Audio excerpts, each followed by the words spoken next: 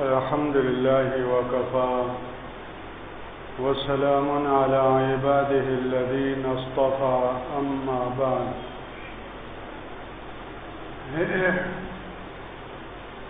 فقد قال رسول الله صلى الله عليه وسلم: من خاف أدلج ومن أدلج بلغ المنزل. ألا إن سلعة الله غالية، ألا إن سلعة الله غالية، أو كما قال صاحب الرسالة صلى الله عليه وسلم. اللهم صل على سيدنا ومولانا محمد وعلى آل سيدنا ومولانا محمد وبارك وسلم.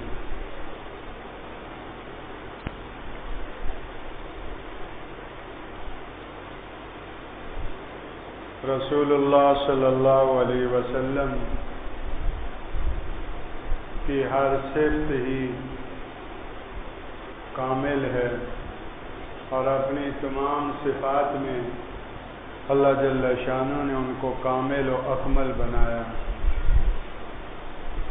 اور ان کی ہر صفت پوری امت اور انسانیت کے لیے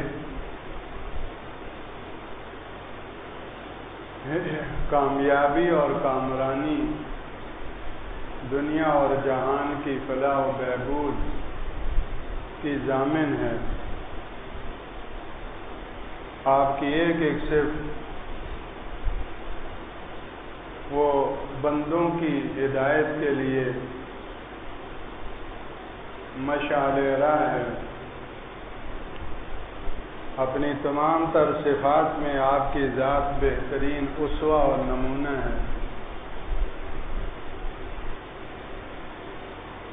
اور آج تک جنہوں نے بھی آپ کی صفات عالیہ اور آپ کی سیرت طیبہ کو اپنے لیے اسوہ بنایا، اللہ جل شانہ نے دنیا میں بلند و برتر عزتوں سے ان کو نوازا، اور آخرت کی کامیابیاں تو لازوال ہیں۔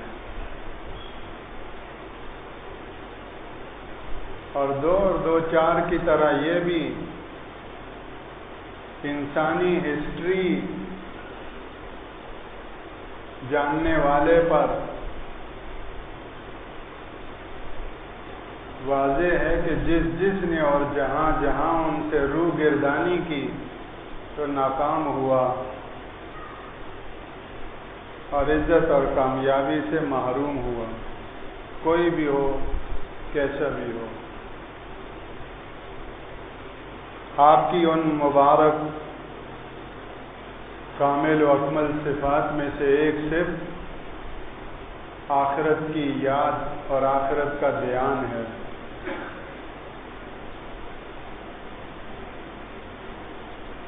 بہت بڑی ذمہ داریاں تھیں آپ کی۔ آج ہم جس کو مصروفیت کہتے ہیں کہ میں بہت مصروف ہوں، بڑی مصروفیت ہے، پوری امت کی مصروفیتوں کو ایک پلڑے میں رکھا جائے، اللہ کے رسول صلی اللہ علیہ وسلم کی مصروفیت کے سامنے یہ ذرہ ہے۔ بہت بڑی ذمہ داریاں تھیں اور بہت بڑی مصروفیت تھی۔ سورہ علم نشرح میں اس کی ایک جھلک ہے، الذی انقض ظہرک، ایسی ذمہ داری جس نے آپ کی کمر توڑ دی۔ تو ان تمام تر ذمہ داریوں، سرگرمیوں اور مصروفیتوں میں رہنے کے باوجود آپ کا قلب اطہر آخرت کی یاد سے کبھی ایک لمحے کے لیے غافل نہیں ہوا۔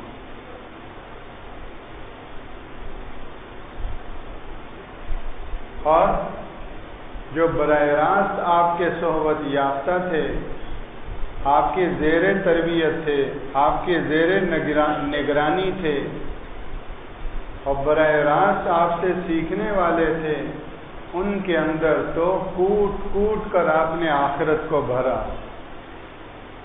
آخرت کے دھیان اور استحضار کو بھرا،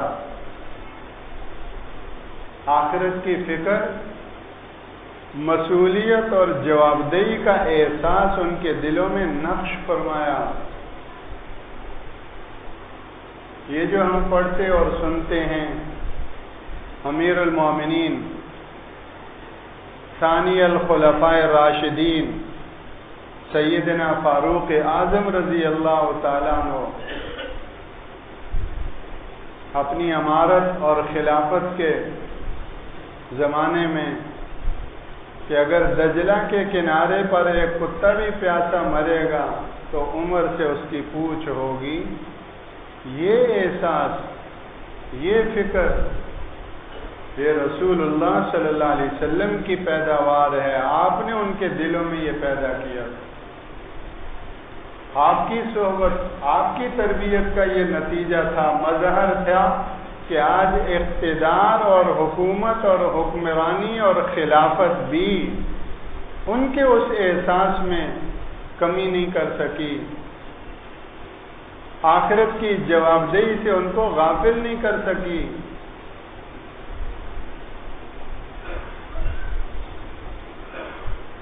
وقت کے خلیفہ ہیں پورے عالم اسلام کے، محلے کی حکومتیں نہیں جیسے آج کل، پورے عالم اسلام کے واحد بلا شرکت غیر تنہا خلیفہ وقت ہیں، لیکن جسم کے اوپر جو لباس ہے اس میں 11 پیوند لگے ہوئے ہیں۔ میرے اور آپ کی قمیض کہیں سے پھٹ جائے، یہاں سے سی لیں، سی کر پہن لیں، اس کو ہم اپنی ہتک سمجھیں گے، ہار سمجھیں گے، پھٹا ہوا میں نہیں پہنتا۔ ہماری حیثیت کیا ہے؟ لیکن یہ خود ساختہ حیثیت یہ دنیا کے اعتبار سے ہے، دنیا کے سامنے میں اپنے آپ کو لباس کے ذریعے بڑا سمجھتا ہوں کہ لباس ہوگا تو میں بڑا ہوں گا۔ تمام تر بڑائی، قبولیت وہ تو صفات کے اعتبار سے، اور ایک وہ ہیں کہ وقت کے خلیفہ ہیں، پورے عالم اسلام کے حاکم ہیں، ان کے سامنے لباس کی حیثیت نہیں ہے، 11 پیوند لگے ہوئے ہیں۔ شام کے دورے پر گئے، سیدنا حضرت ابو عبیدہ ابن جراح رضی اللہ تعالیٰ عنہ عشرہ مبشرہ میں سے ہیں، ان 10 صحابہ میں سے ہیں جن کو بیک وقت ایک مجلس میں آپ نے گن گن کر کہا فی الجنہ فی الجنہ فی الجنہ فی الجنہ، یہ 10 کے 10 جنتی ہیں۔ خوشخبری تو بہتوں کو ملی، لیکن ان کو اس لیے کہتے ہیں کہ ان کو ایک ہی مجلس میں ملی، اس لیے عشرہ مبشرہ، 10 وہ صحابہ، 10 مبشرہ جن کو خوشخبری دی گئی۔ تو یہ دونوں عشرہ مبشرہ میں سے ہیں، خلفائے راشدین چاروں عشرہ مبشرہ میں سے ہیں۔ تو سیدنا فاروق اعظم رضی اللہ تعالیٰ عنہ جو خود عشرہ مبشرہ میں سے ہیں، شام جا رہے ہیں، وہاں کے گورنر حضرت سیدنا ابو عبیدہ ابن جراح رضی اللہ تعالیٰ وہ بھی عشرہ مبشرہ میں سے ہیں۔ تاریخ میں لکھا ہے کہ جب ان کے پاس بیٹھے، دونوں کی خلوت ہوئی، تنہائی ہوئی، تو دیر تک یہ دونوں روتے رہے، دیر تک دونوں روتے رہے۔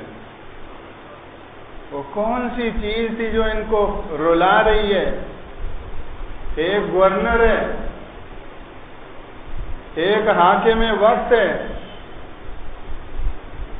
آج کے حکمرانوں کو بھی اللہ ان کے رونے کے طفیل، ان کی برکت سے کوئی آنسو نصیب فرمائے، احساس ذمہ داری کا آنسو۔ آج تو حکومت کو ہم نے سیلری کا، کاروبار کا، بزنس کا ذریعہ بنا لیا، یہ رسول اللہ سے کٹنے کا نتیجہ ہے، کنیکشن کٹ گیا ہے۔ جو پاور ہاؤس ہے اس سے کنیکشن کٹا ہوا ہے. جو چیز آخرت کا شہزادہ بنانے کے لیے تھی اس کو اس کمینی دنیا کے کمانے کا ذریعہ بنا دیا. الیکشن میں لاکھوں لگاؤ، آگے جا کے کروڑوں کما کر آؤ. ایک مسلمان کلمہ گو کا یہ ذہن ہو تو اس کا رسول اللہ سے کیا تعلق؟ جن کا رسول اللہ سے تعلق ہے، جن کی زندگیوں میں سیرت طیبہ ہے، ان کا حال یہ ہے کہ ایک وقت کا علاقے کا گورنر ہے اور ایک وقت کا پورے عالم اسلام کا حاکم ہے، خلیفہ وقت ہے، لیکن دونوں تنہائی میں بیٹھ کر رو رہے ہیں.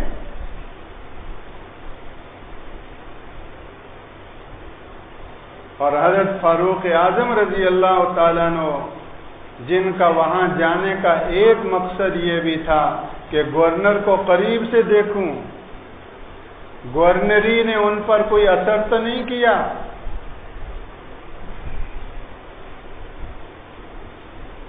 حاکم وقت جس طرح عوام اور رعایا کے اعتبار سے اللہ کی بارگاہ میں مسئول اور جواب دہ ہے، اسی طرح جتنا نیچے کا عملہ ہے، سٹاف ہے، وزراء ہیں، جو بھی اور جہاں بھی ہیں، ان کا بھی مسئول اور جواب دہ ہے. ان کی نگرانی.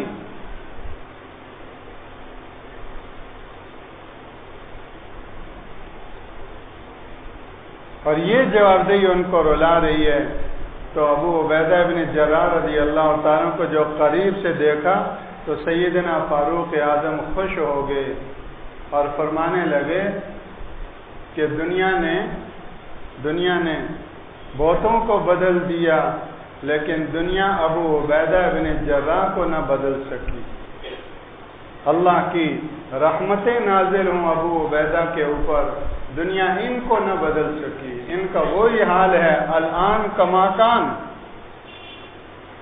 گورنری ملنے سے پہلے اقتدار، عہدہ، منصب، اختیارات ملنے سے پہلے جو ان کی زندگی تھی سادہ، آج اقتدار اور عہدہ ملنے کے بعد بھی ان کی وہی زندگی ہے. خوش ہوئے، مطمئن ہوئے اور وہاں سے مدینہ طیبہ واپس آئے. ان لوگوں کی قربانیوں کے طفیل آج ہمیں کلمہ نصیب ہے. یہ رسول اللہ صلی اللہ علیہ وسلم کی آخرت کی فکر، آخرت کا دھیان اور احساس، آخرت کی مسئولیت اور جواب دہی، یہ آپ نے ان کے اندر بھری تھی اور اس کا یہ نتیجہ تھا. انصار کی قربانیاں، کون سا مسلمان ہے جس کو نہ معلوم ہو، اور اگر کسی کو معلوم نہ ہو تو وہ کیسا مسلمان ہے؟ اس کو پیپلز پارٹی کا تو پتہ ہے، مسلم لیگ کا پتہ ہے، آج کی پارٹیوں کا پتہ ہے، اپنی اساس اور بنیاد کا نہیں پتہ کہ ہمارے آئیڈیل، ہمارے مقتدا، ہمارے لیے اسوہ اور نمونہ رسول اللہ ان کو بنا کر گئے. ان انصار کو دیکھو کیسی قربانیاں.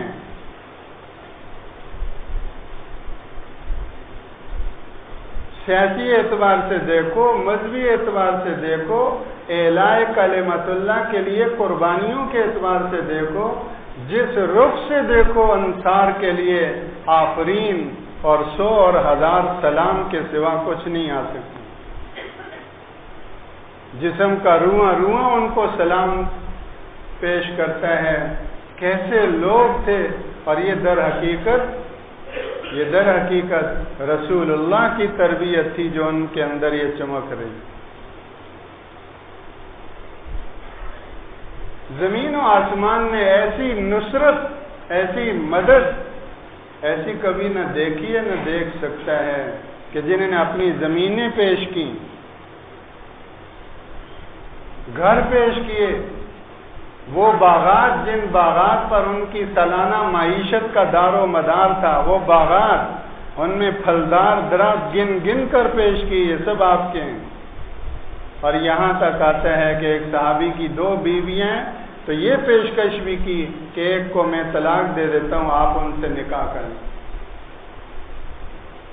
مدینے سے باہر مہاجر بستیاں نہیں بنائی گئیں کہ مدینے سے باہر کوئی مہاجر کیمپ بنایا گیا ہو اور مکے سے آنے والوں کو وہاں رہائش دلائی گئی ہو۔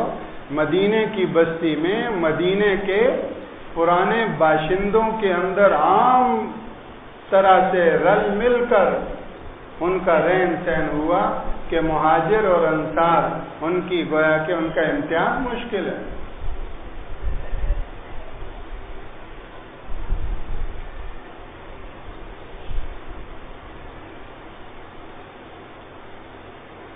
اتنی قربانیاں،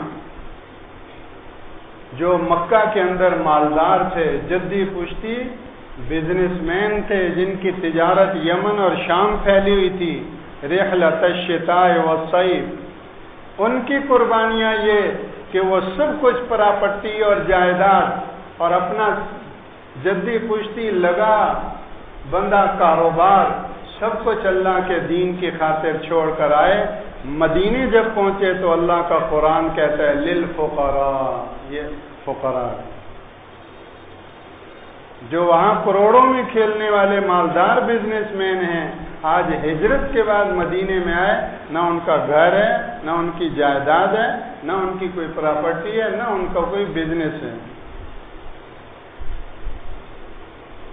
ان کی یہ قربانیاں ہیں۔ عبد الرحمن بن عوف بڑے مالدار لوگوں میں سے تھے مکہ میں، اور مدینے میں جب پہنچے سعد بن ربیع رضی اللہ تعالیٰ عنہ کے ساتھ ان کی بائی بندی ہوئی، مواخات مدینہ۔ سعد بن ربیع کے ساتھ ان کی بائی بندی ہوئی۔ سعد بن ربیع نے آفر کی میں آپ کا اس طرح تعاون کروں، تو کہا نہیں، مجھے منڈی بتاؤ، مجھے بازار بتاؤ، کہاں مارکیٹ لگتی ہے، اور گئے اور کوئی تھوڑا بہت محنت کی۔ تجارت کے گور تو ان کا تو جدی پشتی کام ہی تجارت تھا۔ آج میمن برادری کیا چیز ہے قریش کی تجارت کے سامنے؟ تو بڑے تجارت کے ماہر تھے۔ عبد الرحمن بن عوف گئے اور تھوڑا بہت کچھ کیا، پھر کچھ کیا۔ کچھ دن گزرے تو ان کے اوپر کوئی خوشبو ایسی محسوس ہوئی جو دولہا، تو اللہ کے رسول صلی اللہ علیہ وسلم نے فرمایا کہ عبد الرحمن شادی کی ہے۔ پتہ چلا کہ کچھ جو ہے وہ محنت مزدوری کر کے تو اپنا ساتھی بھی تلاش کر لیا اور مدینے سے رشتہ بھی مل گیا۔ کیسی معاشرت تھی، کیسے لوگ تھے، کیسے دھلے ہوئے، کسی پہ کوئی گویا کہ بدگمانی نہیں۔ مدنی دلہن ہے اور مکی کیا ہے، دولہا ہے، شادی بھی ہو گئی۔ خیر، یہ ساری قربانیاں اب سیاسی اعتبار سے، آج کل تو سیاست کو دین سے ہی الگ باطل نے کر دیا، تو ایک مسلمان بھی سمجھتا ہاں دین کے ساتھ سیاست کا کیا تعلق۔ میرا جاہلانہ یعنی تصور ہے اور ذہن ہے جو باطل کا، جو ہمارے دل و دماغ میں آ گیا۔ خلق خدا کی خدمت اور خلق خدا کے مسالے کی نگرانی، اور یہ سب یہ سیاست ہے۔ تو اب سیاسی نقطۂ نظر سے دیکھیں، یہ ساری قربانیاں تو اپنی جگہ۔ کبھی کبھی آدمی سوچتے ہیں رسول اللہ صلی اللہ علیہ وسلم کی رحلت کے بعد، آپ کے اس دنیا سے پردہ کر جانے کے بعد، خلافت کس کے ہاتھ میں آئی، مہاجر یا انصاری؟ یہ کوئی بتائے جی؟ اونچے بول۔ مہاجر۔ سیاست ہم کہتے ہیں، سیاست تو یہ ہے۔ آج ہماری زبانوں کے اعتبار سے کہیں کہ حکومت کی باری آئی تو آج کس کو آگے کیا؟ انصاری کو۔ انصار نے انصاری کو آگے کیا، مہاجر کو آگے کیا۔ سیدنا ابو بکر صدیق رضی اللہ تعالیٰ عنہ خلیفہ بلا فصل مہاجر ہیں۔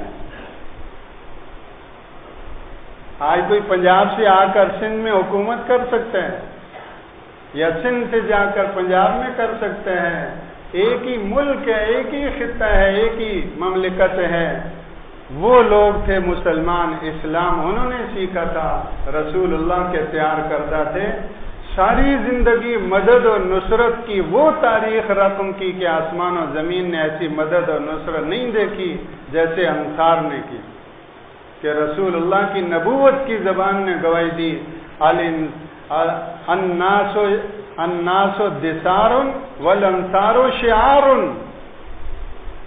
یہ جو اوپر کا کپڑا ہے، یہ اوپر کے کپڑے کو دثار کہتے ہیں، یہ دثار ہے، اور اندر جو بنین جسم کے ساتھ لگی ہوئی ہے، اندر کی بنین جو جسم کے ساتھ لگی ہوئی ہے وہ شعار ہے۔ رسول اللہ فرما رہے ہیں کہ سارے لوگ اسلام کے لیے وہ دثار ہیں اور انصار اسلام کے لیے شعار ہیں۔ وہ جو شعار ہیں جنہوں نے قربانیاں دی، قربانیوں کی تاریخ رقم کی، آج حکومت کی باری آئی تو مہاجر آ گئے۔ چلیں دوسرا خلیفہ انصاری بن جائے۔ دوسرے خلیفہ کون ہے؟ سیدنا فاروق اعظم، وہ بھی کون ہے؟ مہاجر۔ چلیں تیسرا خلیفہ انصاری بن جائے۔ تیسرے خلیفہ ہے سیدنا عثمان بن عفان رضی اللہ عنہ، وہ بھی مہاجر۔ چلے چوتھے آ جائیں، چوتھے خلیفہ بھی سیدنا علی المرتضی شیر خدا رضی اللہ تعالیٰ عنہ، وہ بھی مہاجر۔ حکومت کا موقع آیا انصار پیچھے ہیں، اقتدار کا موقع آیا وہ پیچھے ہیں، ان کو آگے کر رہے ہیں۔ ایسی قربانی رسول اللہ کی جماعت دے سکتی ہے اور آج بھی دیتی ہے۔ جو رسول اللہ کے ساتھ کنیکشن رکھتے ہیں، رسول اللہ کی حقیقی اتباع ان کو نصیب ہوتی ہے، وہ عہدوں کے لیے اپنا دین نہیں بیچتے، عہدوں کے لیے اپنی آخرت برباد نہیں کرتے، عہدوں کے لیے امت کو توڑتے نہیں ہیں، عہدوں کے لیے طرح طرح کا غبن، خیانت اور یہ نہیں کرتے، پیچھے ہو جاتے ہیں۔ یہ رسول اللہ صلی اللہ علیہ وسلم کی سیرت اور آپ کی گویا کے تعلیمات۔ تو اللہ کے حبیب صلی اللہ علیہ وسلم کی ساری صفات کامل و اکمل ہیں، ان میں سے ایک صرف آخرت کی فکر، آخرت کا دھیان، آخرت کی جوابدہی کا احساس۔ اس چیز نے دنیا کو ان کی نگاہوں سے گرا دیا۔ مالی ولی دنیا، فرمایا مجھے دنیا سے کیا تعلق، میرا تو دنیا میں ایسا ہے تعلق جیسے ایک مسافر ہے جو راستہ گویا کہ وہ طے کر رہا ہے۔ یہ 63 سالہ زندگی جو رسول اللہ صلی اللہ علیہ وسلم کی ساری بنتی ہے، اور نبوت کے بعد 23 سالہ زندگی ہے، اس 23 سالہ زندگی کو سفر فرمایا، یہ دنیا کا میں سفر طے کر رہا ہوں۔ اور امت کو بھی یہی تعلیم دی، اور امت کو بھی یہی گویا کہ خبر اور دی اور آگاہی دی کہ دیکھو، اگر کوئی آدمی پیدا ہونے کے دن سجدے میں گیا، موت تک اس کی 60 سال زندگی ہے، 70-80 سال، پیدا ہونے کے دن سے لے کر موت کے دن تک اللہ کی رضا جوئی کے لیے سجدے میں پڑا رہا، اتنا لمبا سجدہ کوئی کر نہیں سکتا۔ بالفرض اگر کوئی ایسا کرے، لَحَقَّرَهُ يَوْمَ الْقِيَامَةِ، قیامت کے دن اپنے اس عمل کو بھی چھوٹا سمجھے گا کہ بہت چھوٹا کام ہوا۔ آخرت وہ ہے جس کے سامنے یہ عمل بھی چھوٹا سا نظر آئے۔ اللہ جل شانہ، اللہ کے حبیب صلی اللہ علیہ وسلم کی آخرت کی فکر، آخرت کا دھیان، اس صفت کا بھی ہمیں وافر حصہ نصیب فرمائے، تاکہ آج کے ہمارے سارے حالات درست ہو جائیں جو کمینی دنیا پہ لڑنے کی وجہ سے حالات بنے۔ جب تک دوسرے کو گراتے نہیں تب تک اپنے آپ کو گویا کہ وہ سامنے نہیں لا سکتے۔ وہ ان کو گرا رہے ہیں، یہ ان کو گرا رہے ہیں، نری یہ جو ہے وہ غیر اسلامی سوچ ہے جو دنیا کی خاطر ہے، ایک کو گراؤ دوسرے کو اٹھاؤ، وہ اس کو گرائے اس کو اٹھائے۔ اللہ ہم سب کے دلوں سے اس کمینی دنیا کے وہ جو جڑیں پکڑی ہوئی ہے وہ نکال دے، آخرت کی عظمت دلوں میں لے آئے، بس پھر تو شیر و شکر ہونے میں، ایک اور نیک ہونے میں کوئی دیر نہیں۔ سبحانک اللہم و بحمدک، نشہد ان لا الہ الا انت۔